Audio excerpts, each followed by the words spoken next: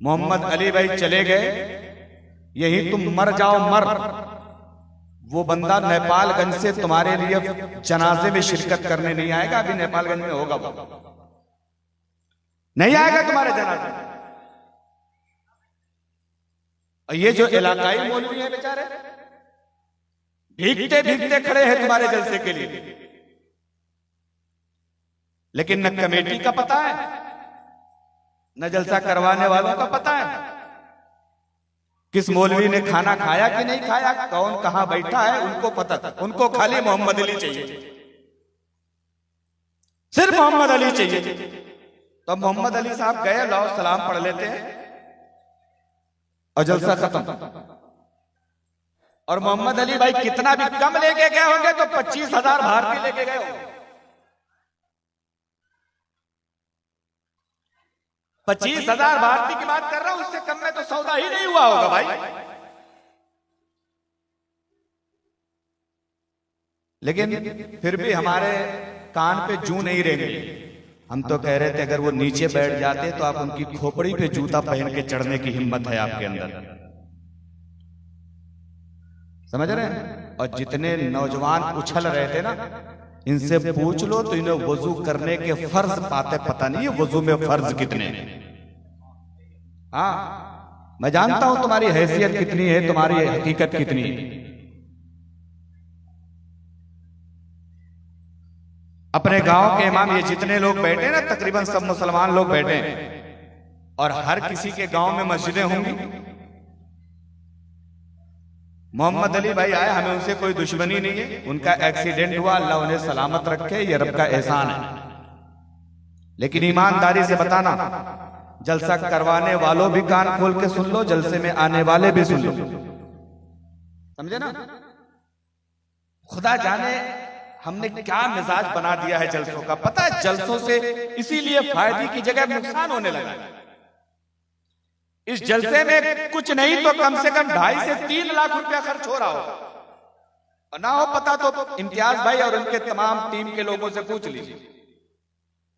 और 3 लाख रुपए में आपने 3 मसला नहीं सीखा, दीन की 3 बातें आपने नहीं सीखी। 3 लाख खर्च करके क्या जवाब देंगे इस रुपए का मैदान क़यामत में? क्या जवाब देंगे रब की बारगाह में इन 3 लाख रुपयों का? जिंदाबाद। लेकिन नहीं है, नहीं है फिक्र हमको। हमारे पास तो पैसे हैं, हम उड़ा दें। देखिए ये इतने लोग बैठे हैं, मुस्तफा की मिलाद में आए हैं, 70% के खोपड़ी पे टोपी नहीं है। ये बेचारे आशिके रसूल है, देखो तो सही। अब सर पकड़ने से टोपी थोड़ी आ जाएगी।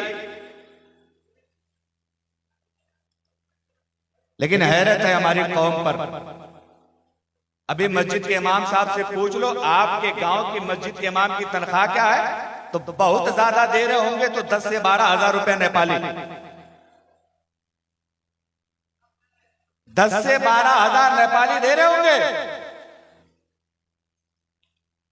यार। उस मेहमान है वो हमारा, आपका भी मेहमान है, उसकी इज्जत करना हम सबकी जिम्मेदारी है।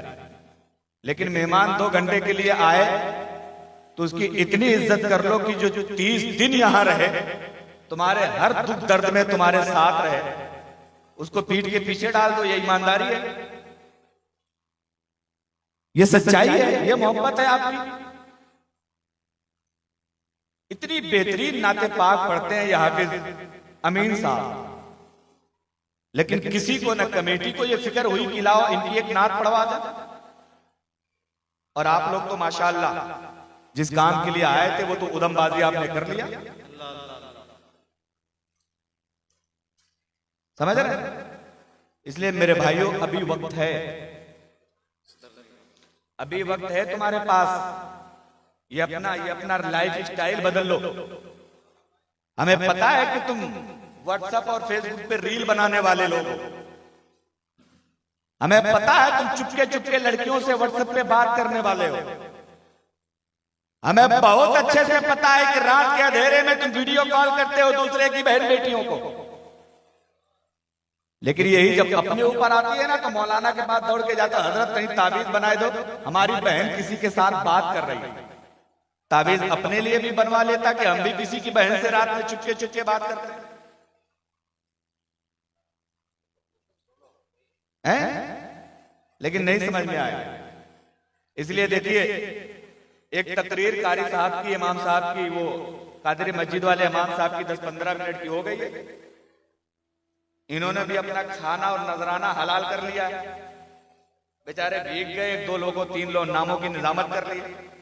मैं भी अपने टाइम पे आ गया था, खाना खा लिया था। अब एक काम बचा है, वो इनसे करवा लेते हैं और सारा काम खत्म करें। सलातो सलाम पढ़ना बाकी है,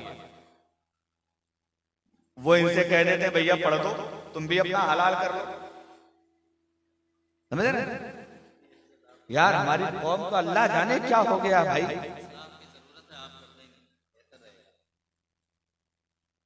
ए भैया तुम इधर इधर बैठ जाओ, कुर्सियां नहीं है, बैठ जाए बैठ जाए। ए लल्ला, वो स्कूटी तुम्हें जहेज में मिली है? नहीं, जहेज वाली गाड़ी हो तो उसको मत छोड़ना। हाँ हाँ हाँ, जहेज वाली नहीं है, अब्बा के पैसे की है तो गायब हो जाएगा तो ज्यादा टेंशन नहीं, लेकिन जहेज वाली गायब हो गई ना तो फिर गृह मंत्रालय को जवाब देते नहीं बनेगा।